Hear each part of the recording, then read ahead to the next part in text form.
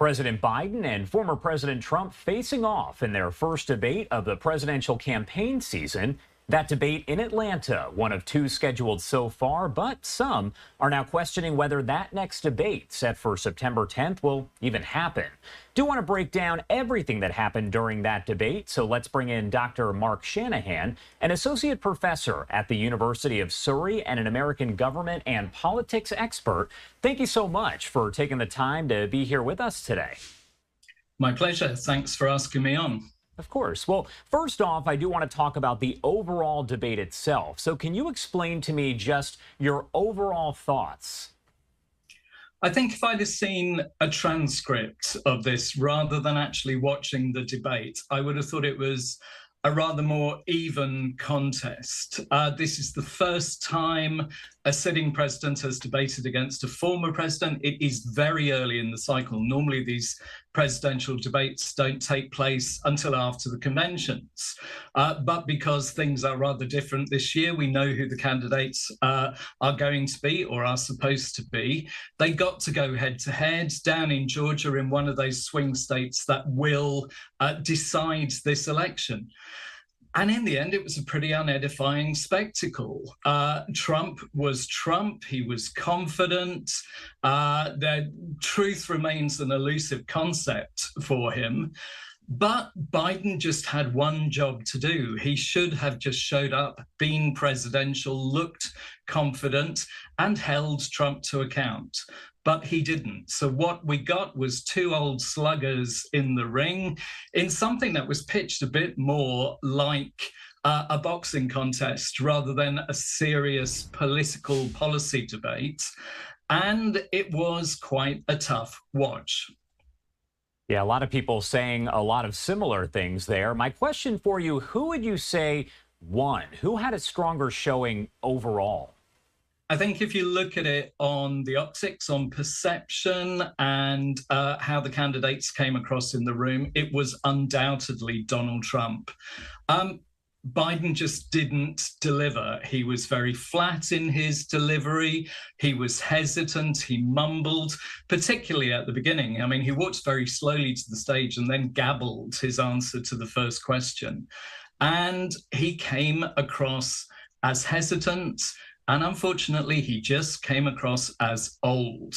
I wanted that really, really confident speaker at the podium, giving me confidence in his authority, in his ability to do the job. What I got was Grandma Walton. And frankly, it was Grandma Walton after the stroke. And I do want to pop up this post here on X or Twitter coming in from Essie Cupp, who does host our Fox political show, Battleground. And she said, one thing's for sure, this will be the first, last, and only debate. We know that a debate is scheduled for September. I do want to get your take on that. If it is these two candidates, I am sure that the Trump camp will be pushing full on for that debate, maybe even others. If it's down to the Biden camp, maybe not so much. But it all comes down to whether Biden is still the candidate. He was so poor last night that there really has to be very serious questions about whether he will make that September debate. That debate at the moment, if it goes ahead with these two candidates, hugely favors Trump. There's an awful lot of ground for Biden to have to pull back. Maybe it's going to be different if it's a Whitmer or a Newsom or a Pete Buttigieg. Who knows? But there are big, big questions in the Biden camp this morning, not so much about whether that second debate will happen, but whether the Joe Biden candidacy will happen. We know that California Governor Gavin Newsom was there. He talked to media a lot while he was there and was asked a lot of questions, said that he would not replace Joe Biden on the ticket. Do you think that he is the top pick right now if someone were to replace Biden? It was a good night for Gavin Newsom last night, and he will make all the right noises. He is supportive of Biden, and while the Biden candidacy is there, other leading Democrats will fall into line. There are a number who will be putting on their running shoes and starting exercising up this morning. Newsom is definitely one. Governor Whitmer is definitely another. Don't rule out people like Cory Booker. Don't rule out people like Pete Buttigieg.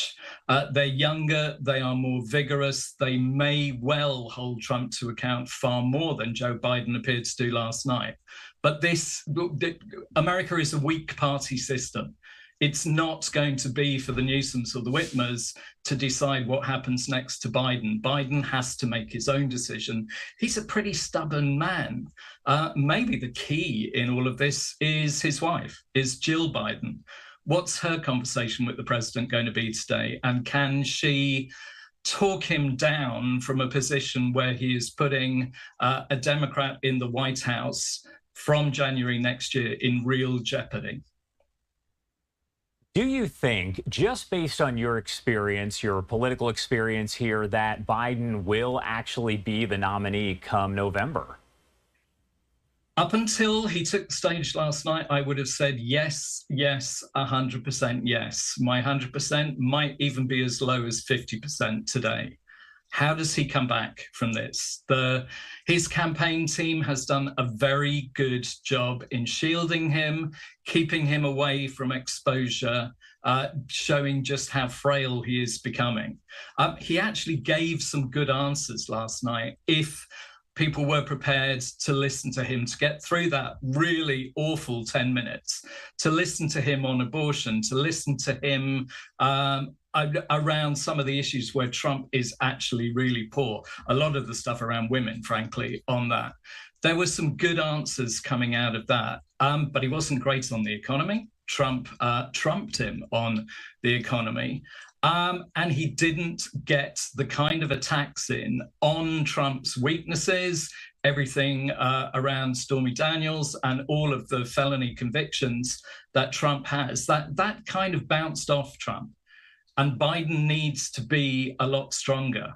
And if he can't, then the Democrats really do need another candidate. Want to pop up another post here because obviously immigration has been a hot topic. It was last night as well. The Border Patrol Union posting on Twitter, or X, saying, to be clear, we never have and never will endorse Biden. They actually did not just post this, but made sure that it was at the top of their timeline there for anyone who ever visits their page. What do you make of that? It was a real misstep from Biden. It was not good. And clearly it has given the media some meat and some ammunition to bite into this morning. An awful lot of similar issues could be picked up from what Trump had to say last night, but he's got away pretty much scot-free.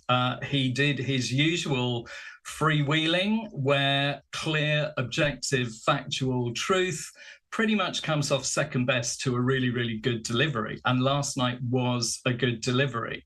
But because the Biden performance was so poor last night, and because he did make a factual error, another gaffe, he will be picked up on that. Perhaps a little bit unfairly, but there is no denying that he did make that gaffe. When you talk about the new rules that were in effect for this debate that were different than previous ones in years past, we did have the muted mics. We had no audience. What sort of difference did that make overall? I think not having one candidate prowling around the stage and continually interrupting was actually quite good. It made Donald Trump a lot more disciplined.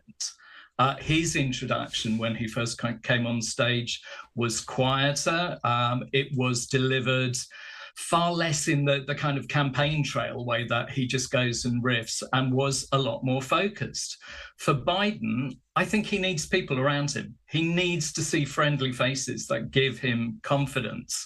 And he was looking at a couple of moderators who really weren't helping him at all, and nobody else really in the room other than some TV technicians. And it really didn't work well for him. But where he had the opportunity, where Donald Trump's mic was muted, he simply didn't jump in and score the points that he needed to. My last question for you here. We know that we're talking about American politics, but folks in other countries are paying fairly close attention to this race as well, right? Absolutely. I'm sitting here in the UK this morning. We go to the polls in 6 days' time. Are probably going to bring in a government that is a bit more to the left of what we currently had. Just over the channel, we've got the French going to the polls. They might well end up with a government moving a bit to the right. Whichever way things go in Europe and overseas elsewhere, across Asia, across Africa, what we look for is stability in the United States. Stability breeds confidence worldwide, and that matters so much at the moment with war in the Middle East, with war in Europe. Biden gives the rest of the world confidence that there is stability. In terms of foreign policy, for 4 years under Trump, we didn't have that stability. Some fellow academics around me would have called it a period of chaos. I think we are now baking in a higher likelihood of chaos from January 2025 onwards. All right. Dr. Shanahan, thank you so much for taking the time to join us and break down the debate. Obviously, a lot happening over that 90 or so minute period there. Anything else you want to add before I let you go?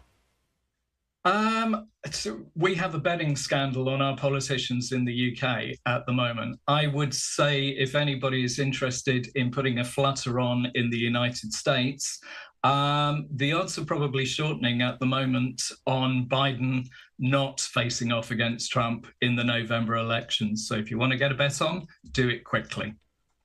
All right. Thank you so much for taking the time to be here with us. We appreciate it. Thank you.